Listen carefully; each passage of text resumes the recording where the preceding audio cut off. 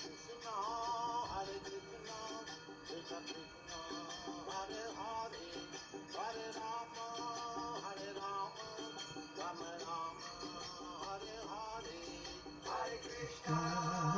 Krishna, Krishna Krishna, Hare Hare, Hare Rama, Hare Rama, Rama Rama, Hare Hare.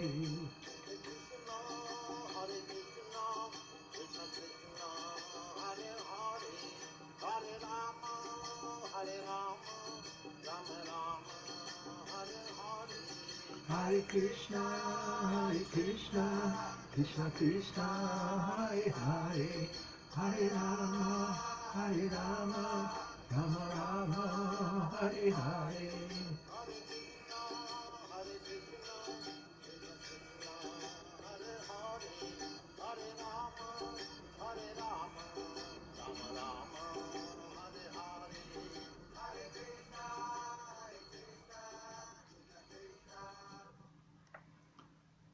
Hare Krishna, my name is Abhi.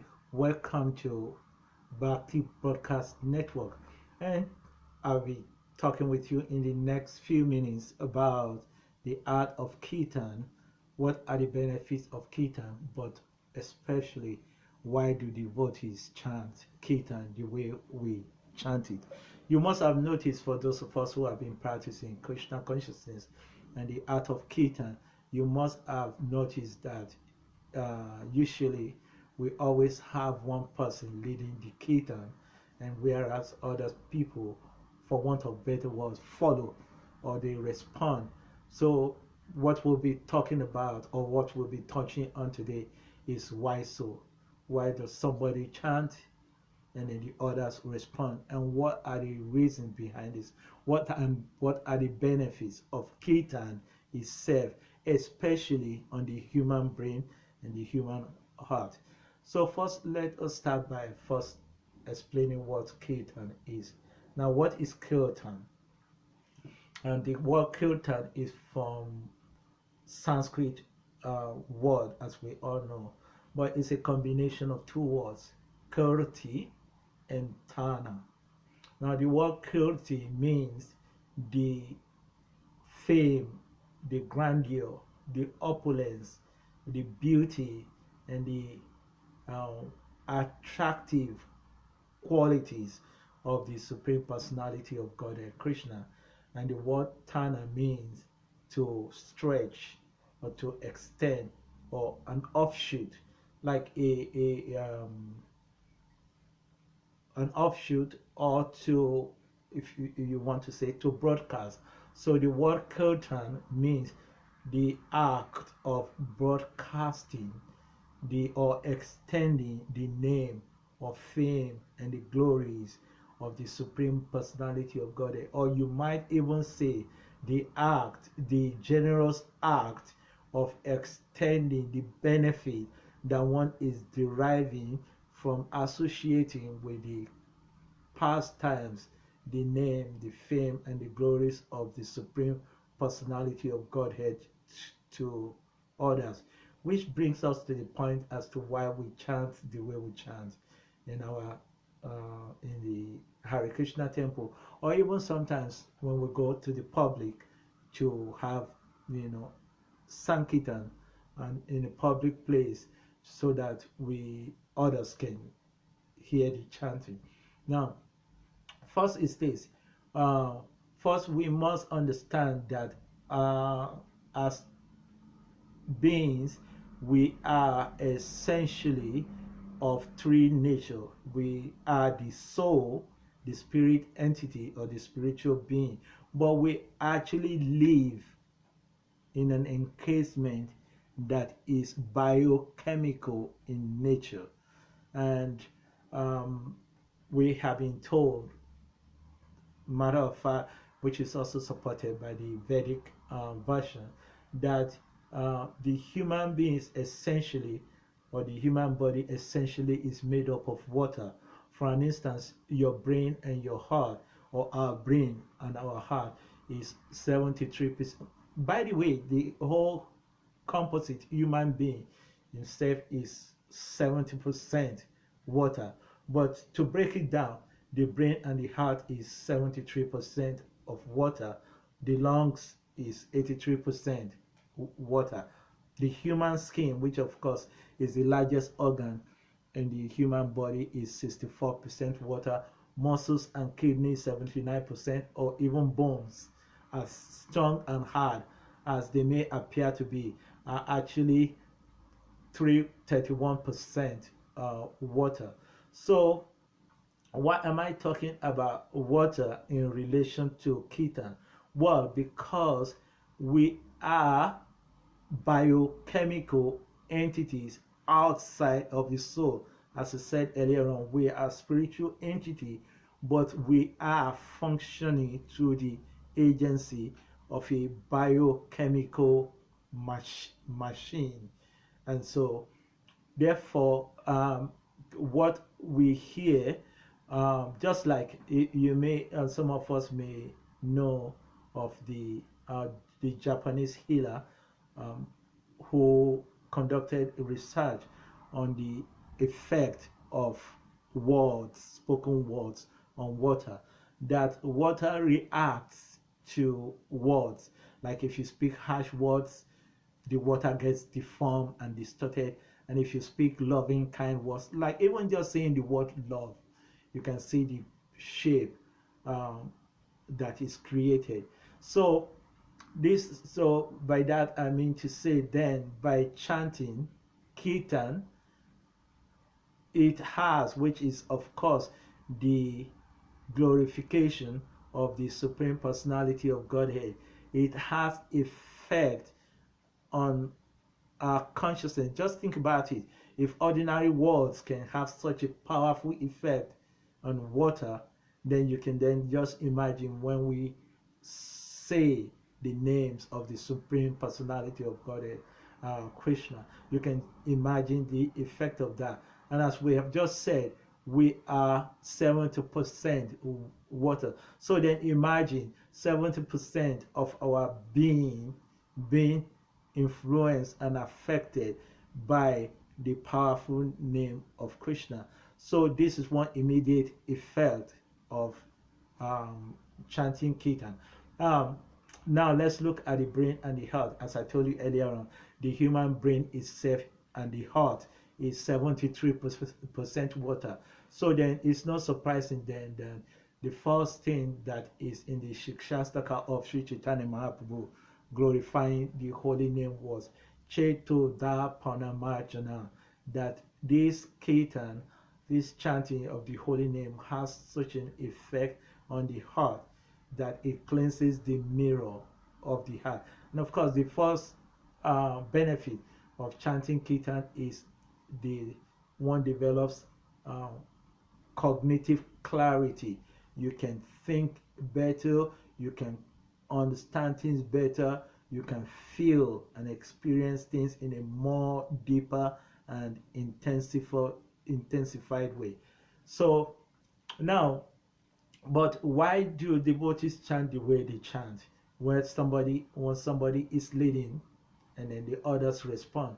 Now we notice also that every time that there is kirtan, one individual is selected by the group to lead the kirtan. So then what happens is he chants, and when he chants, the others in the group listen. Why? The point is that when people come together, they are of different energy level. They are of the vibrational frequency of the individuals in the group is at variance. But to make a better, in fact, that is why the devotees come together. It is the act of elevating each other's consciousness to a higher level.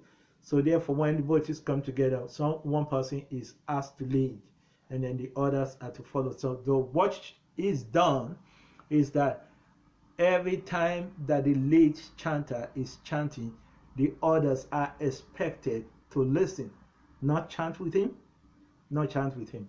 They listen and they meditate on the sound vibration that is coming from him, because that sound of Hare Krishna, Hare Krishna, Krishna Krishna, Hare Hare, Hare Rama, Hare Rama, Rama Rama, Hare Hare.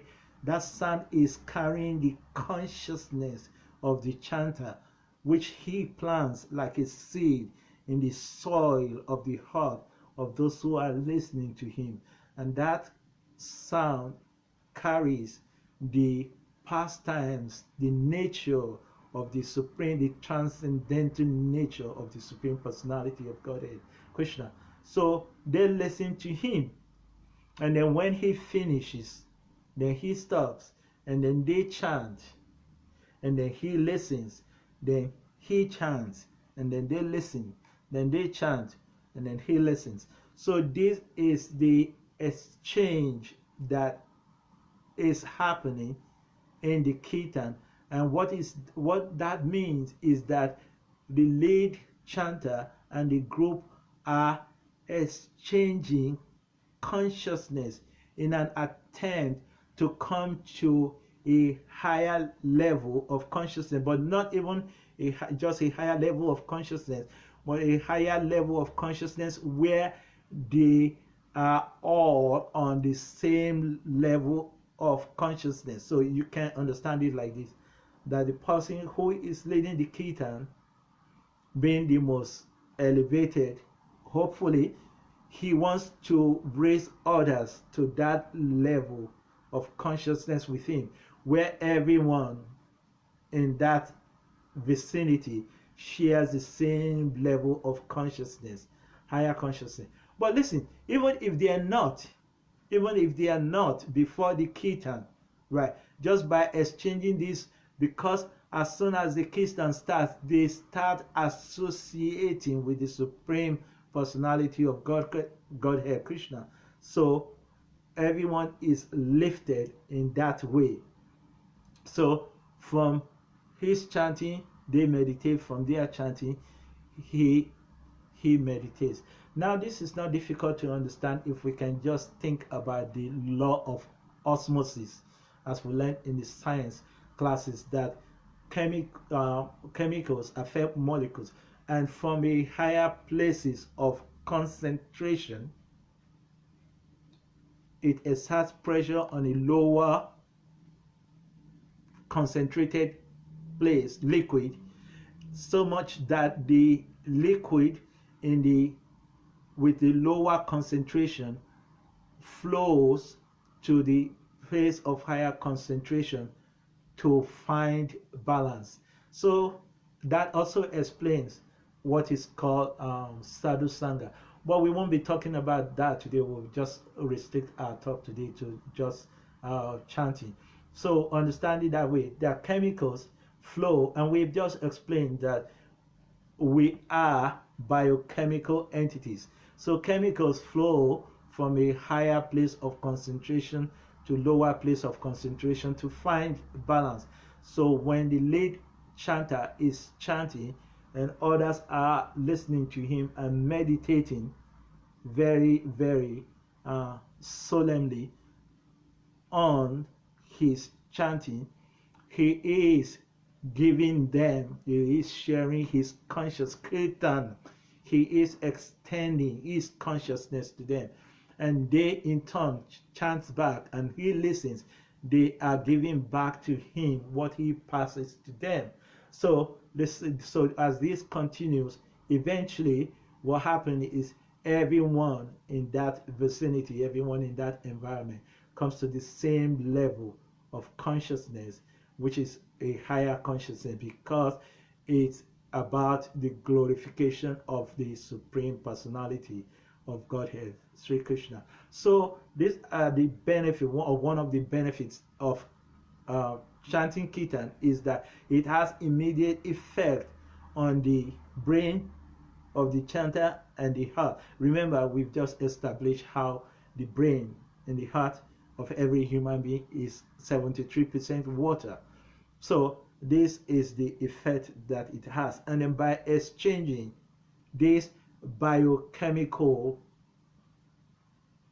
touch of Krishna's name on the consciousness of the chanter, the lead chanter, with the group, they all gradually come to the same level of consciousness, where now, and this is where communication or discussion is possible. No wonder then why in envy of the Hare Krishna temple or before every discussion, there is always a kirtan.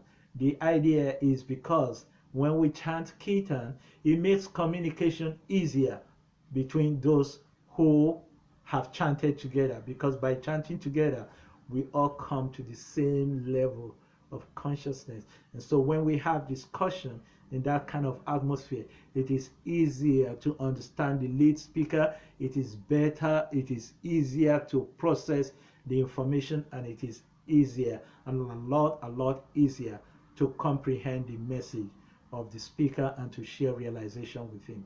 So this is what I want to share with you today about kirtan. Hare Krishna.